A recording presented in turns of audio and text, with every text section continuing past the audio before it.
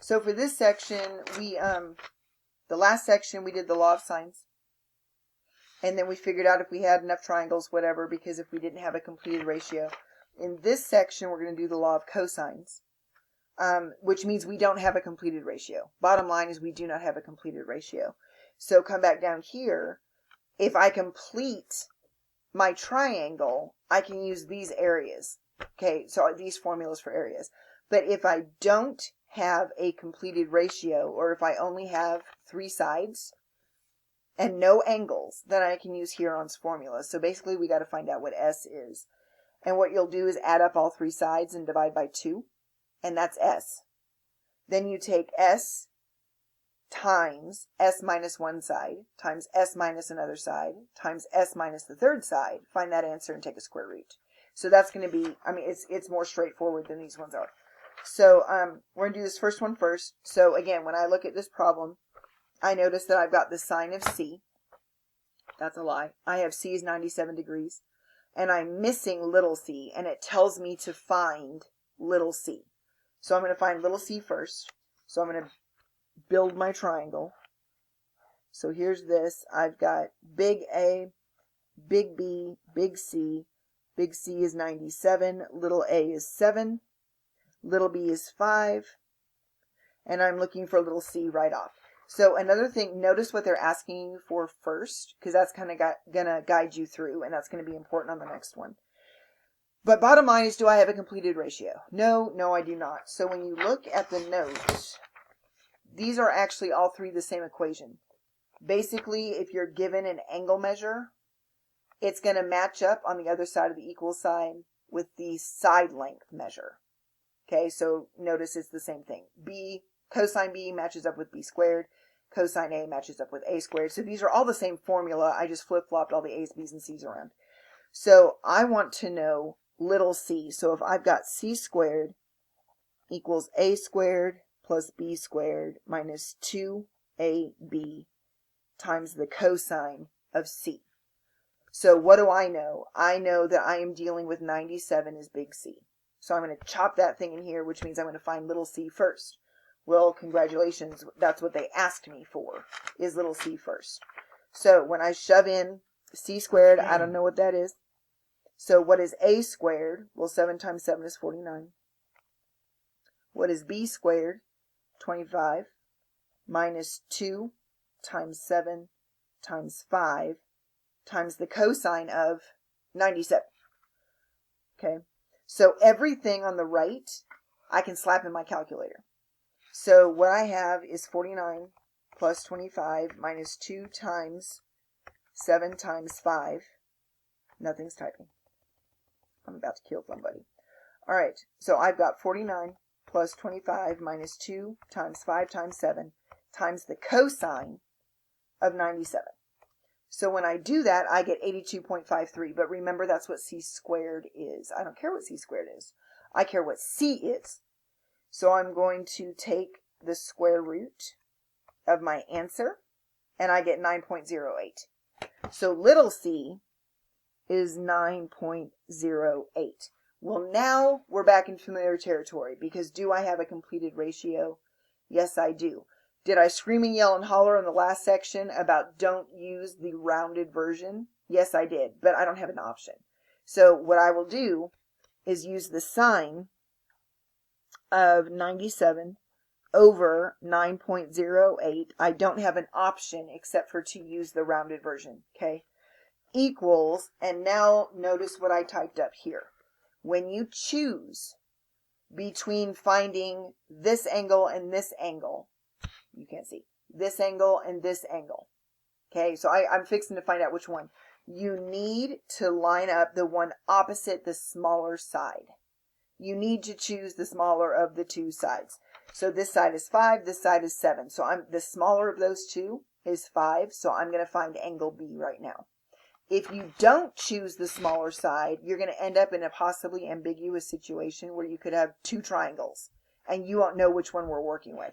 So to keep from that, we're just going to state at this stage, if you've got to choose between big B and big A, well, which one has the smaller side length? Big B does. And so I will have the sine of big B over the smaller side of 5. And now I can cross multiply.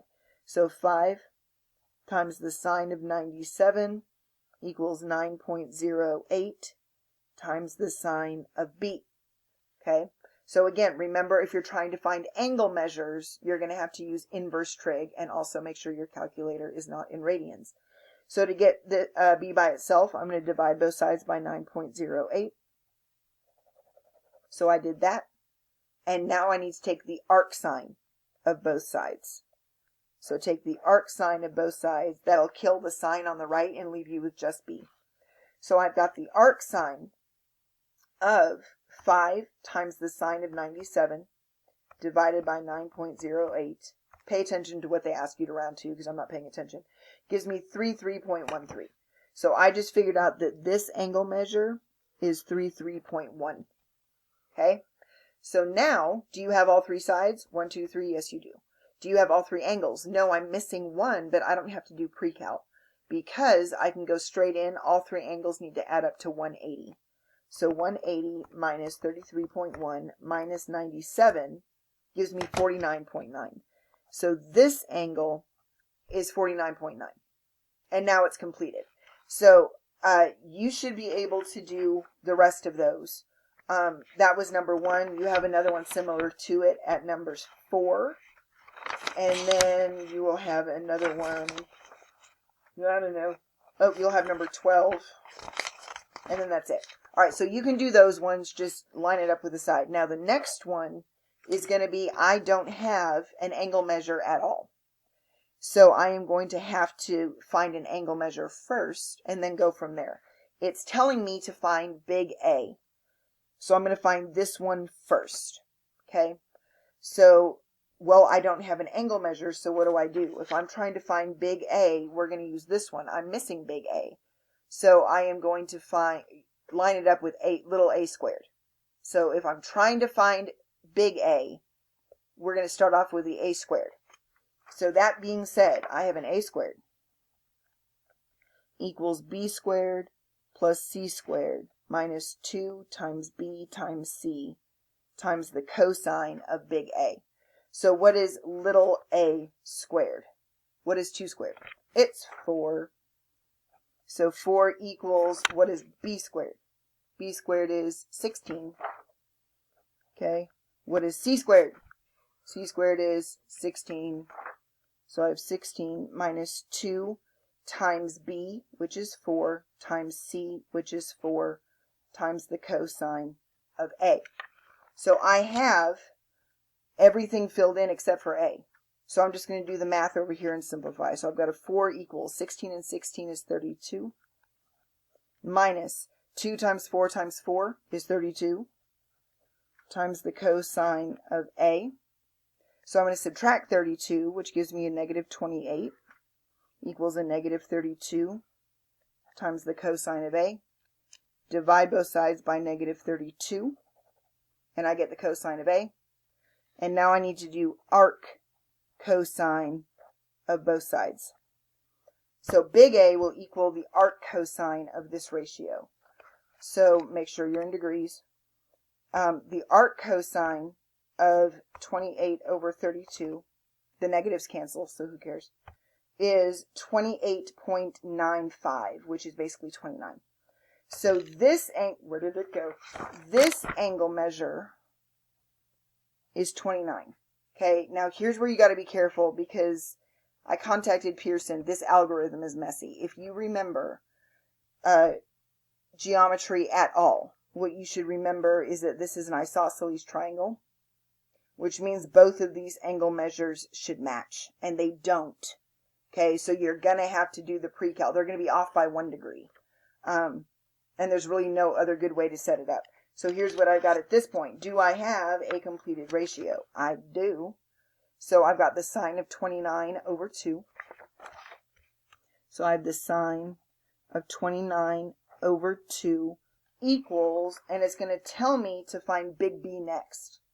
So big B is going to be the sine of big B over 4. And now I'm back in familiar territory. So cross multiply, I've got 4 times the sine of 29 equals 2 times the sine of b. Divide both sides by 2. Take the arc sine of both sides. And so now I have the arc sine of 4 times the sine of 29 divided by 2 gives me an angle measure of 76. Okay, so now what you can do is, oh, I just did that wrong. This is 76 here, sorry. And so now I can find out what C is. And it's not going to be 76, at least it shouldn't be. All right, so 180 minus 76 minus 29 is 75. Okay, so basically they're both 75.5-ish, but they round differently. Okay, so that is a side, side, side, which means you now know how to do this one, because it's a side, side, side. And that means you know how to do number 5 and number 6. So we're going to hit number 7. Number 7 is Huron's formula, and I'm going to try and find it with only 3 sides. So if I draw a pretty picture, I am trying to find the area of this triangle. So 6, 6, and 2. So the first thing I need to know is what is S, and this is coming off of this right here. So what is S? S is half of the sum of those 3 sides. So 6 and 6 and 2 is 14. So I need half of A, B, and C. Oops, sorry. And I need half of 14, which is 7. So I know that S is 7. So here's what we do. The square root of 7, 7 minus, 7 minus, 7 minus. Okay? Now, just slap in all 3 sides. So here's a 6, here's a 6, here's a 2, and that's going to tell me the area of my triangle. So that will give me the square root of 7 times 1 times 1 times 5, which is going to give me the square root of 35. And I don't know if it tells you to round. It tells you to round to the nearest square foot.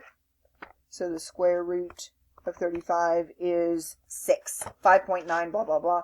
So my area is 6 square feet. So, can we do this one? We can solve this triangle. So remember that this whole thing from side to side needs to add up to 180. So I'm just going to set this one up for you. Well, that missing angle right here for C is what's left over when I subtract off 15 and 35. So minus 15 minus 35 means that this angle measure is 130. So you are going to find this triangle. So it's 130. This side is 14. This side is 7. And this is little c. So you're going to have to do c squared equals a squared plus b squared minus 2ab times the cosine of 130. And then you'll have a completed ratio. And you can dive into the law of sines. Number 9 is there's a little box thing that you click open. Basically what it's saying is that the flatter this angle is, or the closer to 180 it is, the more efficient the foot pace is. And so looking at this picture, we should know that,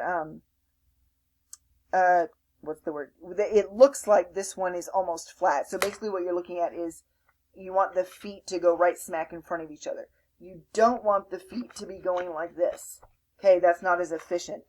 And so which one is going to be the more efficient one? Well, the carnivore is, because it has to chase its stuff, whereas the herbivore just eats trees. But bottom line is both of these are side, side, side. And you only need to find one angle. And whichever angle is closest to 180, which is a straight line, is going to be your answer.